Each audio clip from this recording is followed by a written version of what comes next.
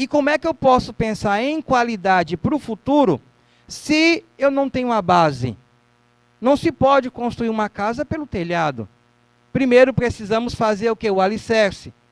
E, infelizmente, algumas crianças tiveram esse alicerce meio que danificado pela pandemia. Tivemos um prejuízo. Nós vamos, sim, buscar, ou tentar buscar, a equidade na oferta do ensino-aprendizagem. É um grande desafio? É. Mas nós não teremos medo desse desafio.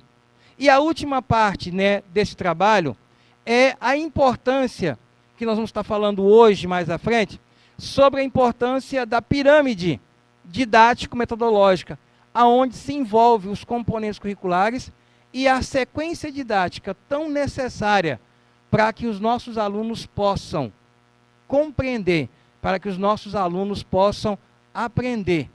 Lembrando, fizemos um ótimo trabalho na época da pandemia com o trabalho remoto.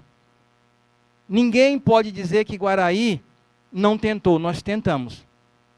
Os professores fizeram trabalhos maravilhosos, totalmente positivo, mas nada substitui a aula presencial. Ali, o convívio com o professor, o dia a dia. Agora, o que eu gostaria de abordar é uma visão do nosso trabalho em sala de aula. Na nossa proposta pedagógica, dentro da consciência fonológica, dentro da metodologia ativa, nós temos também um outro rol de metodologia que vão ser aplicadas, e é a proposta que nós queremos apresentar agora. Por exemplo, nós já trabalhamos a ideia da educação 3.0, que é a tecnologia. Estamos investindo em tecnologia. A Sônia já deu entrada sobre a questão da sequência didática. Agora, a sequência didática, ela é pensada para a vida futura do aluno. Mas só que aí nós temos que repensar essa sequência didática em virtude do meu aluno que ainda não aprendeu tudo o que era necessário. Também nós temos a visão da pedagogia do erro, que todos esses eixos juntos se encaixarão dentro da consciência fonológica. E aí eu chamo a atenção de vocês para uma proposta de trabalho que é o da pirâmide didático-metodológica. Aonde essa pirâmide, ela traz a seguinte visão, que tudo começa no conhecimento de base. O meu aluno, ele está no 3º ano, mas a base dele é o suficiente para que eu possa trabalhar com ele, somente pensando nos conhecimentos, na grade curricular, em todo aquele rol de aprendizagem do 3º ano, ou será que eu preciso buscar em outros anos, em anos anteriores, esse conhecimento? Então, essa pirâmide pedagógica, metodológica, ela vem dizer o seguinte, que eu preciso primeiro identificar no aluno qual é o conhecimento de base que esse aluno tem. O hoje é o suficiente ou eu vou ter que buscar no ontem? E aí entra a sequência didática. Então, nessa visão metodológica, a nossa sequência didática, ela vai funcionar ao contrário. A sequência didática, ela projeta o futuro. Nessa proposta que nós vamos estar introduzindo na rede municipal, a nossa sequência didática, ela vai olhar o passado para nós corrigirmos o presente. E aí sim, nós planejarmos um futuro. Não adianta planejar o futuro se o passado não foi bem trabalhado. Então, essa sequência didática que nós vamos estar apresentando aqui através da pirâmide metodológica, ela vai dizer isso. O meu objeto de conhecimento, que está no 3º ano, 4º ano, 5º ano, será que o meu aluno tem competências e habilidades? Será que ele tem conhecimento suficiente para que eu possa, de hoje, começar a trabalhar dando sequência, sem olhar para o anterior? E aí, o que eu gostaria aqui, por exemplo, de citar como exemplo, lá no 4º ano, nós temos a de números racionais. E aqui eu trago para vocês, né, uma página, né, a página 208 de um livro, material didático, onde ele traz um exercício sobre números racionais. Lembrando, eu estou com um aluno no 4º ano, querendo ensinar a ele números racionais. Mas vamos pensar um pouquinho. O meu aluno, hoje no 4º ano, em 2020, ele estava no 2º ano. Lá no segundo ano, ele tem o princípio dos conceitos matemáticos. Ele passou 2020, 2021 sendo trabalhado remotamente.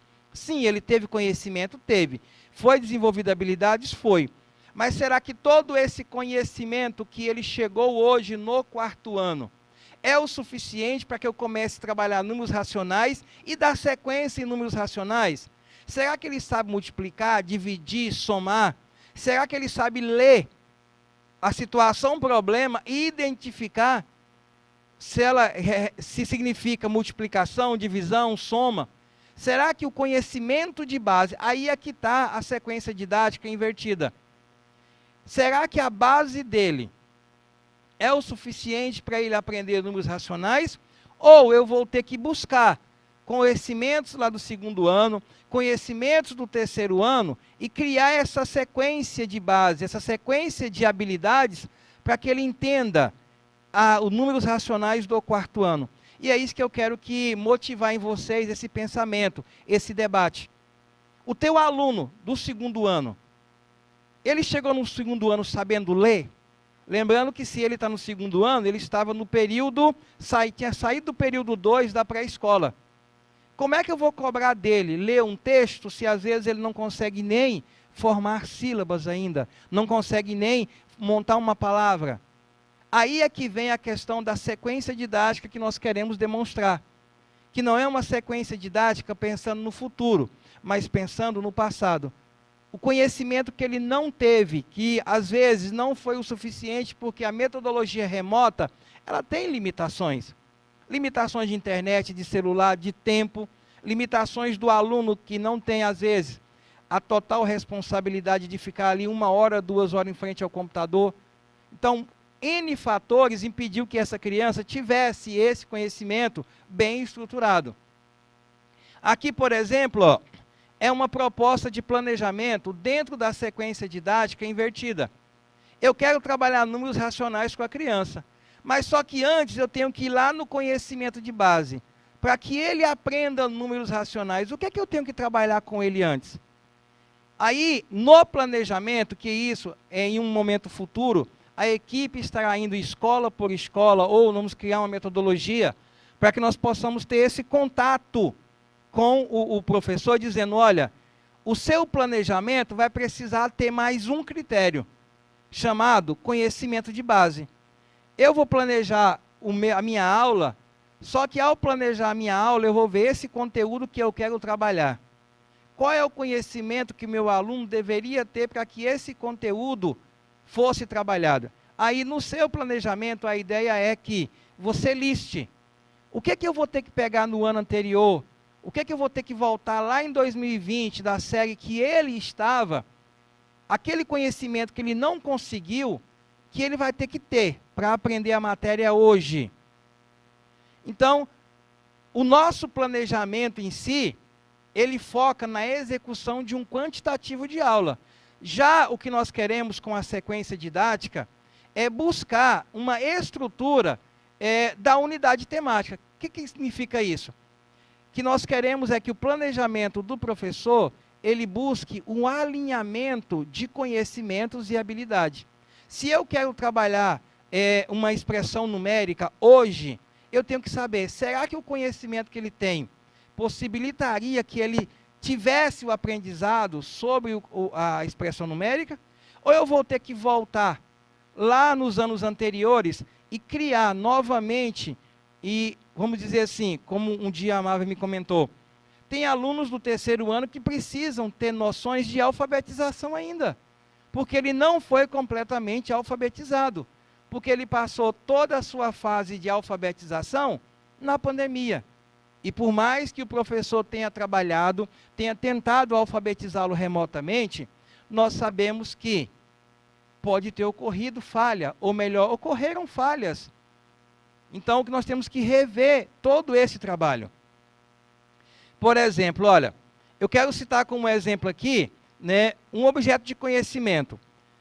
A nossa proposta, e aí vamos estar trabalhando sempre, cada vez mais próximo à sala de aula, o professor eu tenho que fazer o meu planejamento inicial. Eu quero citar como exemplo o terceiro ano.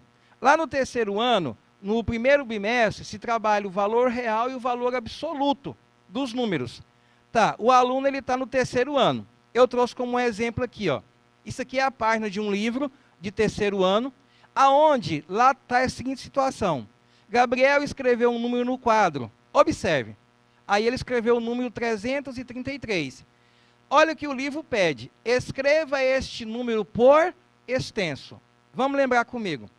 Ele está no terceiro ano, mas ele passou 2 anos tendo ensino remoto por causa da pandemia. Então, quer dizer que esse aluno ele saiu do primeiro ano, que não pegou toda a fase de alfabetização presencial, mas nós tentamos remotamente, eu quero sempre frisar isso, que nós tentamos. Os professores se desdobraram, fizeram o seu melhor, tudo que era possível foi falado e feito. Aí o professor, o que nós queremos é que o professor imagine, será que esse aluno que está no terceiro ano, ele vai saber escrever esse número por extenso? Aí vem a importância da sequência didática invertida. Talvez eu precise voltar lá no primeiro ano e trabalhar um pouco de alfabetização com ele, para que ele entenda um pouco de leitura, um pouco de escrita. Aí é o grupo de professor, é a equipe da escola que tem que montar o seu projeto de intervenção. Hoje as escolas já têm atividade complementar, aula de reforço, muitos professores estão com projeto específico de leitura, de escrita. Agora, aqui pede também para que esse aluno decomponha. Decompor 333, é colocar o valor, né? 300, um 3 vale 300, o outro vale 30 e o outro vale 3. Aí eu questiono a vocês. O meu aluno de terceiro ano hoje, pelo que vocês já trabalharam no primeiro bimestre, pelo que vocês já fizeram de diagnóstico, ele tem toda a competência e a habilidade para resolver esse questionamento?